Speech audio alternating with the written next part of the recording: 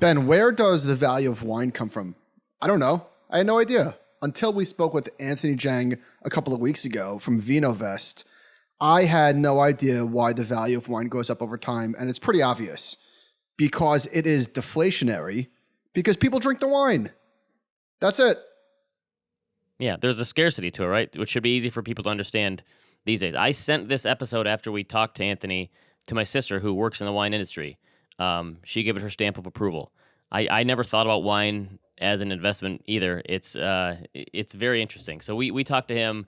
Go back to check out our podcast on August 2nd, Talk Your Book Investing in Wine, to learn about VinoVest, learn about investing in wine and why it actually goes up over time.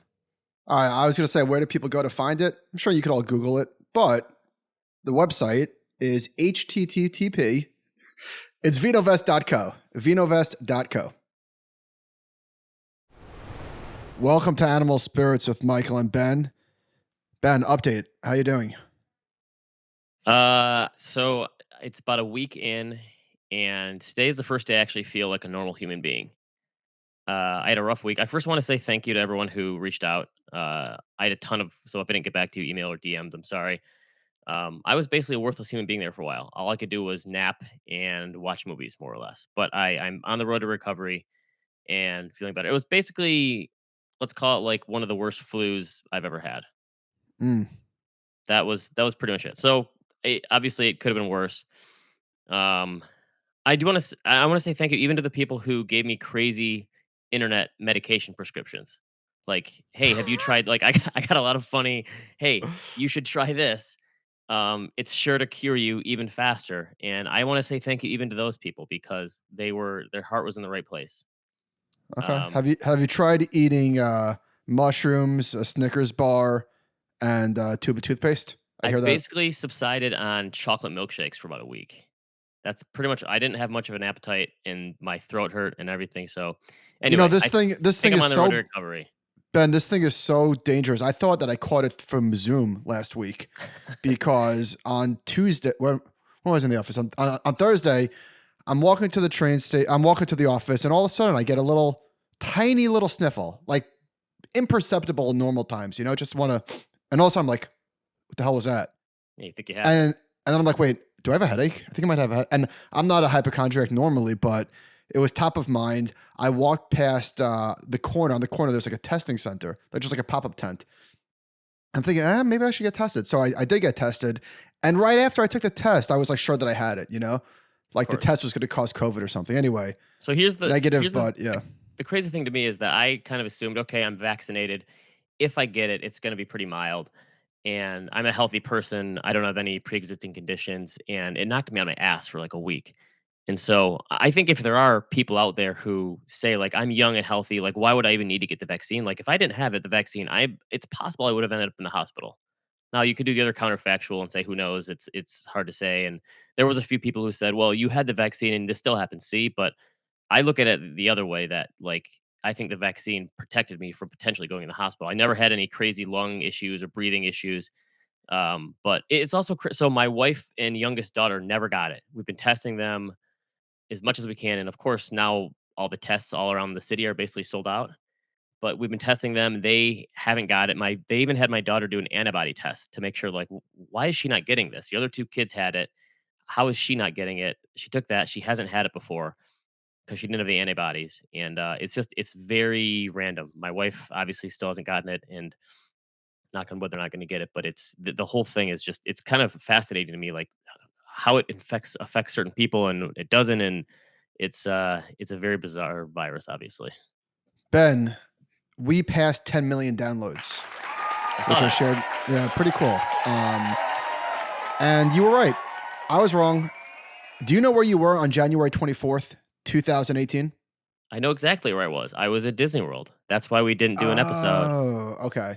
So that was the episode that we missed. I thought that we didn't miss one. Ben, you were right. We did miss. That was the only episode we missed. So someone let us know that. Somebody emailed us and said, yeah, why not do a double episode Christmas special this year to close the gap?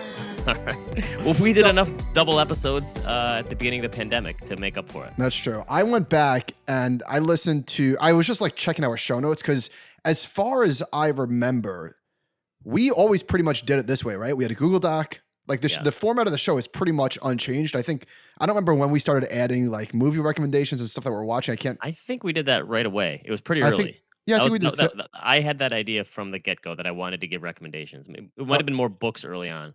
okay. Yeah, yeah, probably. So I was just going through one of our old show notes, like from the very beginning, November 2017 was when we started, and obviously a humongous thank you to the audience for sticking with us because in the beginning it was pretty dry. I only listened to one part of one episode, but I kind of remember that being the tenor of the conversation.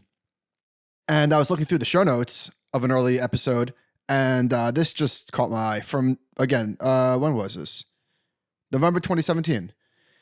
Charlie Bilello tweeted a poll at $2,200 today. Bitcoin is undervalued, fairly valued, overvalued, and a bubble. And 51% of people called it a bubble. 25% of people called it overvalued. I probably would have fallen in one of those two camps at the time. In full disclosure, so 76% of the people thought it was either a bubble or overvalued at $2,200. So there you go. What did it hit this weekend? 52,000? 50,000. Unbelievable. All right. We got an interesting email this week from a listener. I wonder what advice advisors would give if our stock market had just begun trading in 2010. Because it's been so easy, basically. Is that the Yeah. idea? Yeah. It's kind. I like to look at this from like the other way. Like, imagine yourself as an investor in like the late 40s, and you had just in the previous cycle witnessed the stock market crash 85% in the Great Depression and not come back right away. And you're looking back at the history of the stock market, and it's like this is not a great thing. It had this one huge run up, and then it crashed, and now it's still been treading water ever since. So, like, I guess that's kind of the point is that like recency always does it. I guess.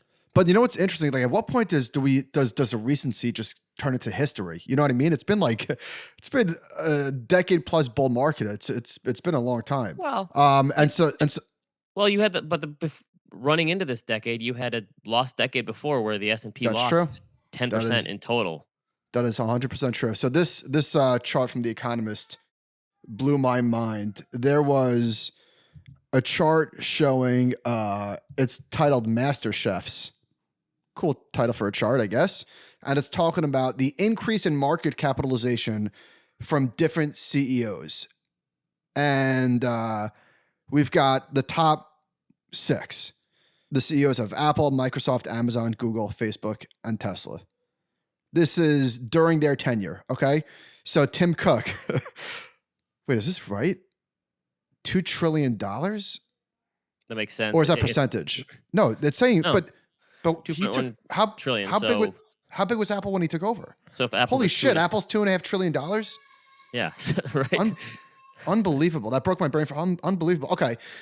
Satya Nadella, 1.9 trillion. Jeff Bezos, 1.7 trillion. Sundar Pichai, Mark Zuckerberg, 940, and then Elon Musk, 699 billion. And this is the coup de grace. Warren Buffett, Ben, $648 billion. Warren Buffett has been at the helm of Berkshire Hathaway, depending on when you start his tenure, for 50 years. Yeah, 50 years? Yeah, it took him this long to imagine if he would have just put his money into an NFT. He'd have way more money. But seriously, Elon Musk has created more market cap value for his shareholders, kicking and screaming, by the way, not the longs, I guess, than Warren Buffett. Yes, there's this whole cycle kind of defies it hurts your brain to think about.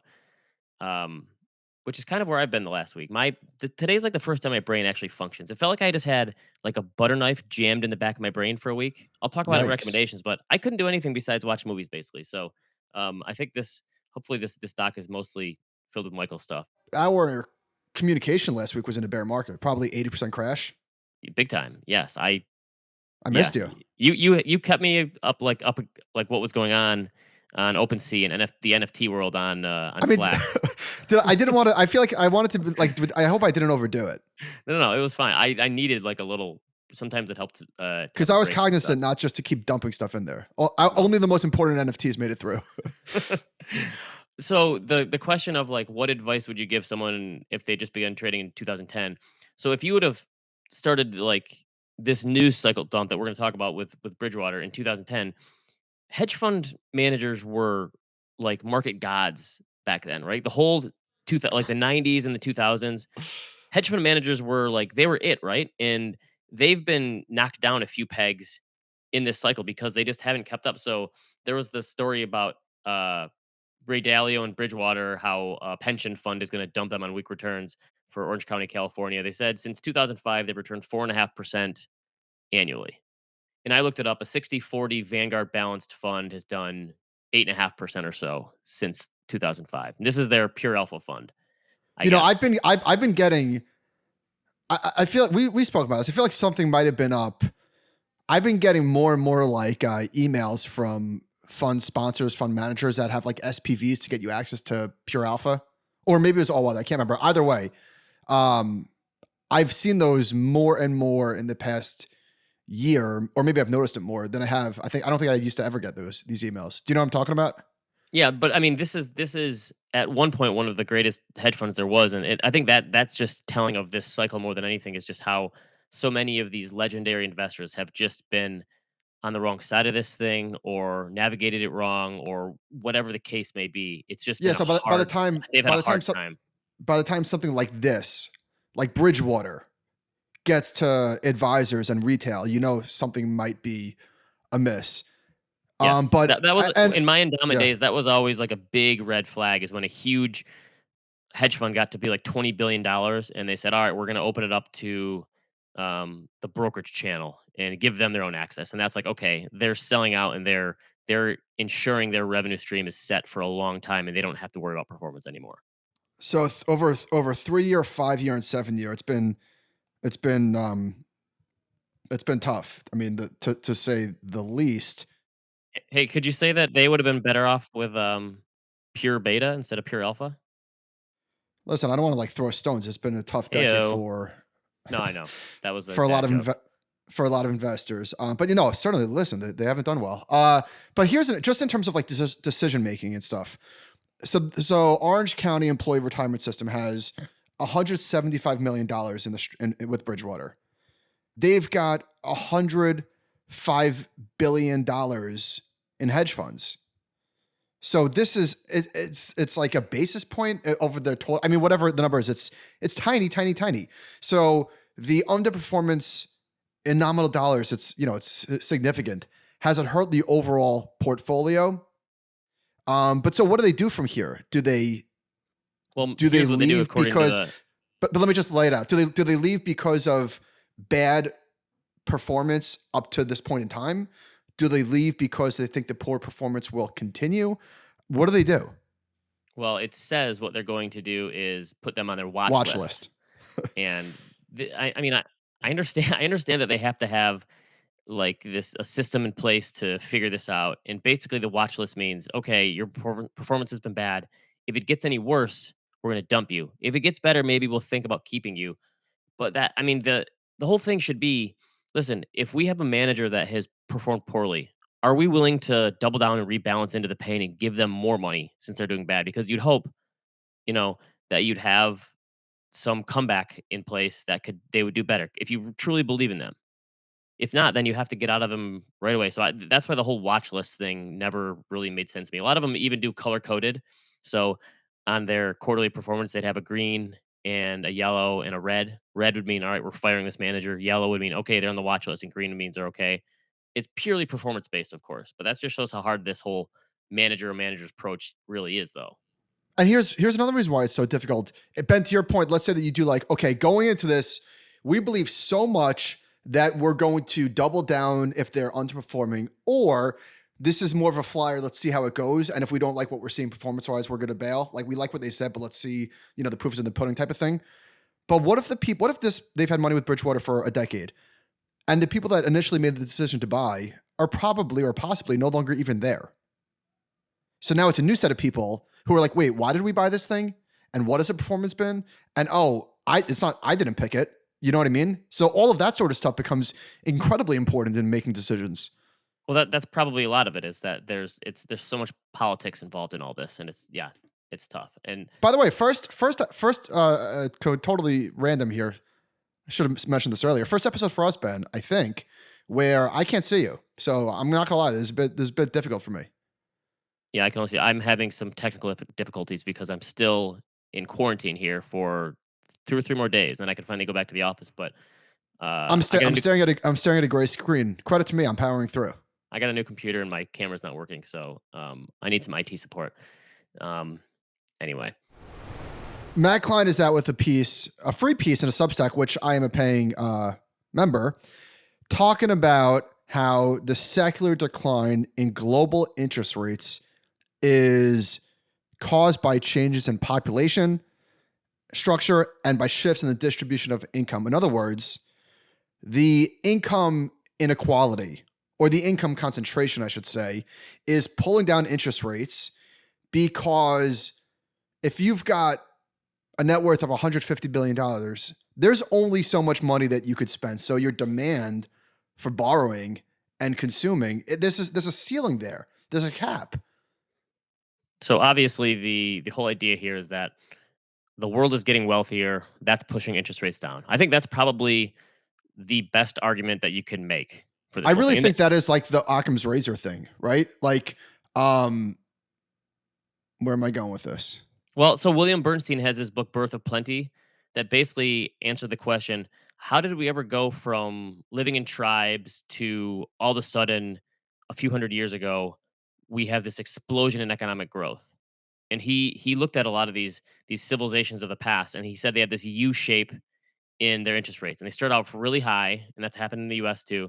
And then as countries get more wealthy, their interest rates decline because there's more trust and faith in the system, people have more wealth, and it makes sense. And of course, the end of the U is civilization is destroyed and rates go back up again. So hopefully Oh, we but don't get into here's where I was going. So why can't the central bank of Japan has been trying for decades to get inflation off the ground, right? We're trying and we're getting it unintentionally from various reasons, but it is because and inflation is a difficult thing, like what even causes it, but it's I guess the classic definition is too much money chasing too few goods, and there's too much money in the hands of too few people, such that there's like the dynamism of the economy. It can't get going to the degree that it once could because so few people have so much money. Am I well, overstating that? well, this was a crazy stat to me. He said the 2007 to 2010 downturn was obviously shallower than the Great Depression, like by magnitude in terms of economic, like the fall in economic growth. But the subsequent recovery was weaker from 2007 to 2019 and from 1929 to 1940. So that's taking peak to peak and then going out 12 or 13 years. That is crazy to me that the even though it fell way further in the Great Depression, you had a much faster recovery. And that's the weird thing to me about people who are constantly trying to pump the brakes on this current whatever you call it, boom, economic recovery, whatever. Um, it was so slow coming out of the last recession. I can't believe that people are already worried about overheating this time around when we haven't even let it go for more than 12 months, right? But yeah, I don't know. Back to the interest rate thing. I think probability, like it has to be way greater than 50% that rates are going to be low. And when I say low, I don't know, 10-year under 3 or 4% for a long, long time, right? Even 4% from here would be relatively surprising to me. Yeah. No, I'm totally with you there. Balchunas had this really nice eye candy of a chart showing annual ETF flows by issuer. And I don't know where the hell is this money coming from. With 4 months to go, Vanguard already set a record. I mean, where's this money coming from? Where I'm going with that is if you were going to leave the shift from active to passive, there's still there's still juice left to squeeze. I Clearly, thought I thought for sure that we would see a big rotation out of Vanguard index funds into NFTs. And it just it hasn't has to. happened yet. Doesn't it have to slow down at some point? You'd I mean, think the active index fund, uh, mutual fund space is still so huge, though. There's so much money that could still come over, don't you think? I understand that. I'm just saying you would have thought that the pace Yeah, at which this is happening would slow down. That's all. yeah. I'm not saying that's going to reverse, This but is another reason why we live at extremes, though, because you're talking about all this speculation going on, and there's still billions and billions of dollars going into Vanguard. It's hard Yeah, to hundreds. process those differences of all the crazy speculation we're seeing on fake internet rocks and this stuff. But then, oh, by the way, Vanguard is still bringing in tons and tons of money. That's true. What do we say? OpenSea did like $2 billion in volume last month, which was an absolute explosion. And this is apples and oranges, but that's like 1 hour of one of Vanguard's ETFs in terms of inflows. But someone did send us a survey today saying that 18% of all Americans have purchased an NFT, which is just, I don't know, one of the worst surveys I've seen in that was kind of like crypto back in 2017 when it was like 30% of the population now owns at least a Bitcoin. It's like, no, they don't. I think I've been desensitized. I don't have the ability to be shocked by a survey anymore. This Right? is true. Like, yeah, this Yeah. is just it's just bunk. It's just complete bunk. We haven't spoken about the stock market like in depth. I guess it's just so boring, and I'm totally cool with that. Liz Ann Saunders shared this great chart. 19% per year since 2009, and it's boring. Think about how weird of a cycle we have to be in for that to be the case. What was the year of like straight up and slow? I think that was 20. It was 2017. Was what was one of the best risk adjusted returns ever. I think 2021 is going to beat it. It's close. So we've been up every single month this year, correct? We're going on Okay, month 9 in yeah, a row. Is that right? yeah. Did we have a down And so month? it compounds. Like I don't think we've even had a plus 2% day in a long, long time. But it's just a slow grind every day. So there's this chart showing the number of consecutive days with 75% of the S&P 500 stocks trading above their 200-day moving average, which is so it's basically saying a streak of how long the majority of stocks have done well for. And we are at over 200 days, which is about near a record high for the last 30 years. Where it looks like we're about to pass it. This is what happens in bull markets, though, and this is why you get crazy speculation because you talked about the stock market being boring, even though we're up 20% again in a very easy year. Because eventually, people they move on from Apple and Amazon. I think even Google's up 60 some percent this year. And it's Um, too boring. yes, and it's too boring. So that's why people continually move out on the risk curve because they need that bigger dopamine hit or whatever it is to get the juices flowing. They have to go. That's like when you get bored at blackjack after a while and you start eventually you can't just keep making the minimum bet. You have to increase your bet every once in a while because you have to like get the juices going. 100%. So my juices were going last week when I got an email from Collectible that a Wilt Chamberlain rookie uniform, which I'm a partial owner of, got a $2 million buyout offer. The IPO was like 1.2. So just under a 50% return. I'm sorry. No, net it was no. That's obviously wrong. The net numbers I think to investors were around 50%. In 4 or 5 months, annualize that, not so bad. I voted And this is yes, the of deal where course. so we had collectible on the show before, and this is the idea where they ask you they ask all the shareholders, what do you want to do, right? I'm sorry, it Take the wasn't. Was offer it or turn it down. 1.6? Whatever it was a 50% return. Okay, that's what the numbers. It was a 50% return in 4 months. The shareholders vote. I smashed that yes button as quickly as I could, and I was in the deep minority. 82% of people said no. That's because I think that 82%, what they really want is for someone to dump lighter fluid all over the uniform, light it on fire, and then turn that into an NFT. And that will actually supercharge the return even more. So I Honestly, think like what do you have to be patient for that kind of thing. what are people hoping for? That's Um, so Michael Antonelli, friend of the show, had a great tweet this weekend. Or when was this? Last week. Not being rich enough in fake money to be able to participate in a mania is a humbling experience. And what he was talking about was at one point last week, the Ethereum gas fees to buy these JPEGs and whatever else was $300. So are you going to buy something for $20 and pay $300 fee? Probably not. okay. So how is your NFT collection looking these days? Um, what do you mean? I'm dabbling in a very, very, very light way. Like I didn't buy anything of substance. Okay. Here's an interesting one from Bloomberg. Robinhood is working on a new feature that lets its users receive their paychecks via direct deposit up to 2 days early. stepping up competition with companies like PayPal and Wealthfront, which I didn't really realize PayPal and Wealthfront were doing this. I can't. So this is basically payday Robinhood turning into a payday lender. If Yeah, so, people aren't I'm gonna just gonna. I hate this. okay. I this seems bizarre to me. I mean, maybe in a world where we move to daily pay at a lot of places, this won't matter as much anymore. Obviously, that could I take a love long, I long love da- time, but I love daily pay, but the idea of Robinhood stepping in to give you your money before you get it, so that you can gamble on their platform. I'm sorry, long term invest. That stinks. Don't need that. I don't know that you need that either.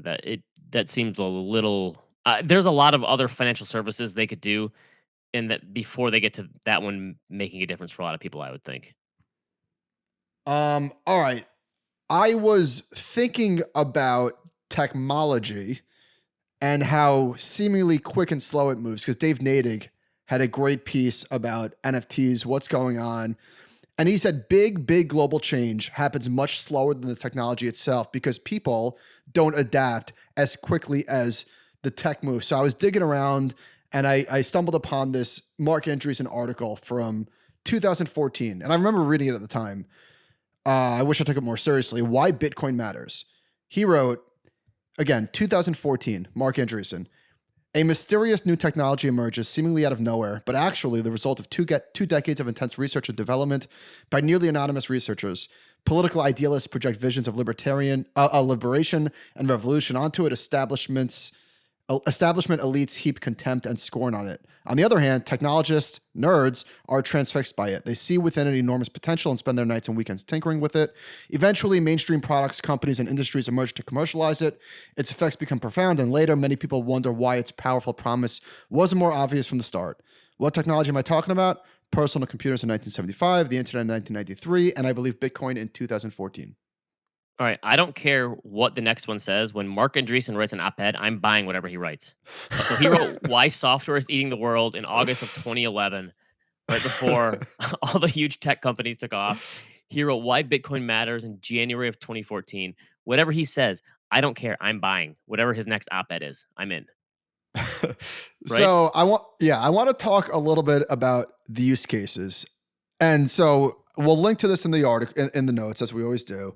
And I By the way, suggest before we get to the use case, it it really it's comical to me how quickly the narratives shift in this because already we've gone from like 6 months ago, 9 months ago, no one knew what an NFT was to now NFTs are the greatest thing in the world. And if you're a corporation who doesn't have an NFT strategy, you're going to be left behind. And it does remind me a lot of like I'm not totally poo pooing these things, but remember in 2017 when ICOs were going to change how companies are funded, mm, and then it just kind of went away. That's the interesting thing to be about crypto, and I think this is actually a positive for the space, is that no matter what it is, anytime a new thing comes along, like, everyone is rowing in the same direction and has to jump on board and say, like, "Oh, this is the greatest thing ever." And if it's not the greatest thing ever, then they move on to the next thing, whatever it is, and I think that's actually one of the reasons that it continues to progress and move forward, even in the face of, like, maybe it not making a lot of sense in terms of, like, the narrative constantly shifting. Does that make true, sense? but Where yeah, no, totally. But actually, no, you're right. And at the same time, there's also a lot of fractioning and infighting between different tribes. So the Ethereum people, the Bitcoin people, the NFT people, the DeFi people, like there are tribes are forming or have formed quickly, you know? Yes. Yeah. Oh, yeah. I see that. And that honestly, like, I just don't see the need to like try to plant your flag in one over the other, and not just let them all fight and see who comes out on top. I don't know how you could just say this is the one for sure. I don't know how you could be that certain about anything in this space. I went to uh I went to StubHub to see what the fees were. I know the fees are egregious. I've used it a million times. And so if you go to their website, here's what it actually says for StubHub. It's free to list tickets on StubHub. When they sell, we collect a sell fee. This may change over time depending on ticket supply and ticket marketing costs. StubHub's fees help us create a safe global ticket marketplace. As long as you deliver your tickets as promised and on time, this is the only StubHub fee you'll ever pay. Ben, did you hear how much they charged you? The No, you stuff on. didn't because it wasn't there. It's unbelievable. So buyer fees are 10%, seller fees are 15%. And then they fluctuate based on time, location, event, demand, whatever. The fees are massive. Why You know does what that this need to sounds like? You know what this sounds like? gas fees on Ethereum. It sounds like the same thing, right? Why does that need to exist? I don't know Like I because it understand why can. why it exists and why it's a service, but doesn't unironically, completely earnestly, sincerely, doesn't blockchain fix this? The ability That's to what I'm transfer tickets. But that's what I'm asking you. Why would I guess there could be some coin that they can create that fixes this that is way cheaper to do this stuff with, but I'm not with saying it, I don't know if it's a coin. I'm saying it's a blockchain technology. Obviously, I don't know enough to explain how this would work, but wouldn't you think that somebody's building that a ticket exchange on the blockchain I don't know. where Sure, I fees are mean, not 30%? I don't know, but I feel like we heard that in 2017 too, and it still hasn't happened. Why has it not happened? You heard somebody in 2017 say that StubHub should be under attack. Well, that's those are the first things they talked about when the blockchain. Remember when people initially said I'm bullish on blockchain but not Bitcoin? That was like the cool smart thing to do to sound like contrarian. Like I, Well, eh, what if it takes time to build these things? it I could, mean, yeah, clearly it does. you're right, yeah. All right, here's another one. This is from Andreessen. Another potential use of Bitcoin micropayments is to fight spam.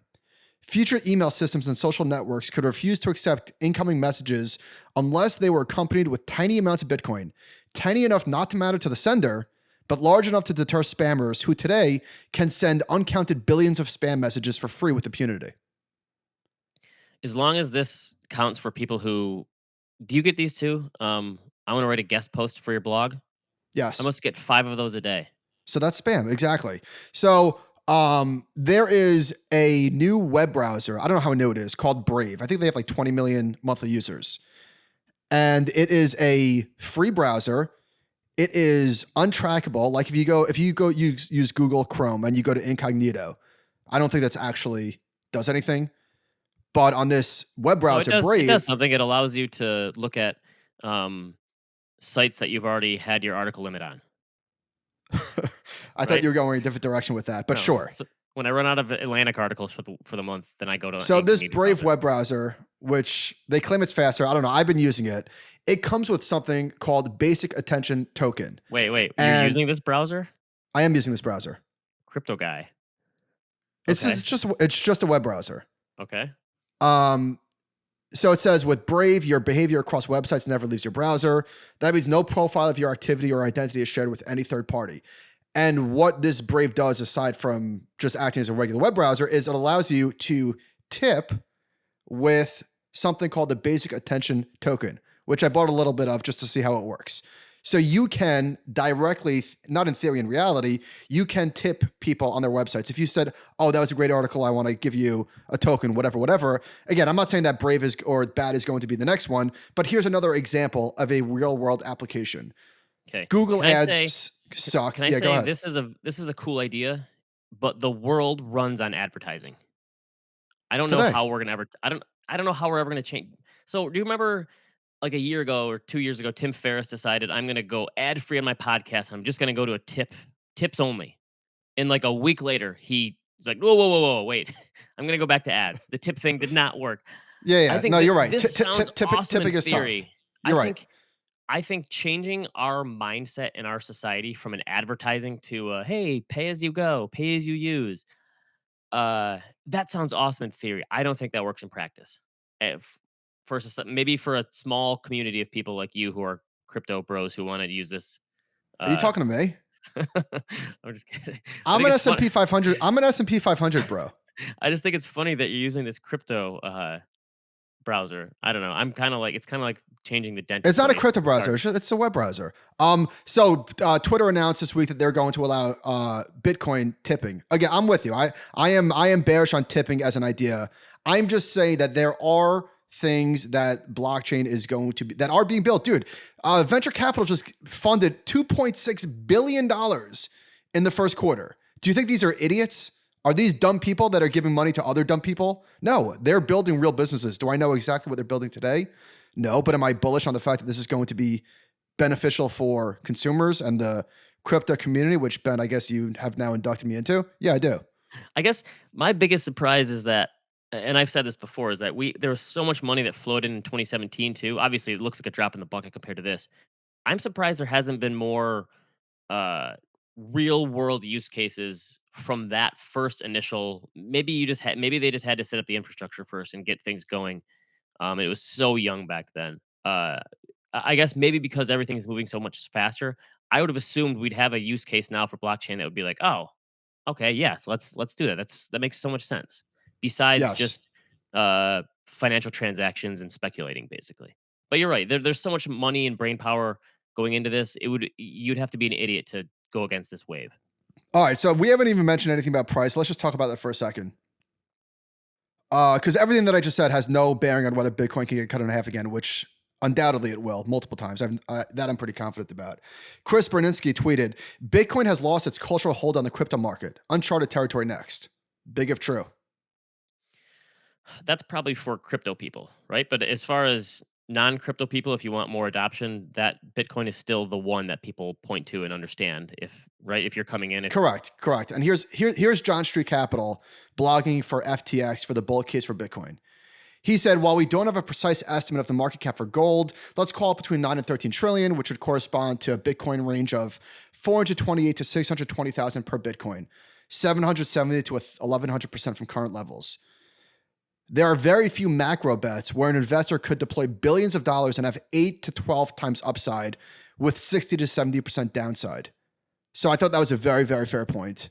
And then the other part that he said that was interesting, I think we spoke about this.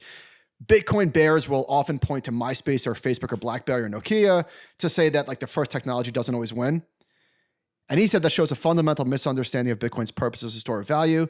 You can't replicate Bitcoin's origin story with an anonymous founder who would be amongst the richest people in the world and 12 years in still hasn't sold any Bitcoin. So anyway, I guess I obviously don't agree with a lot of the macro thinking that a lot of the Bitcoin people talk about, but I believe that enough people believe.